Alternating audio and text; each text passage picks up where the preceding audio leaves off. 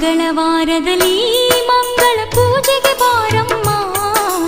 ಮಂಗಳವಾರದಲ್ಲಿ ಮಂಗಳ ಪೂಜೆಗೆ ಬಾರಮ್ಮ.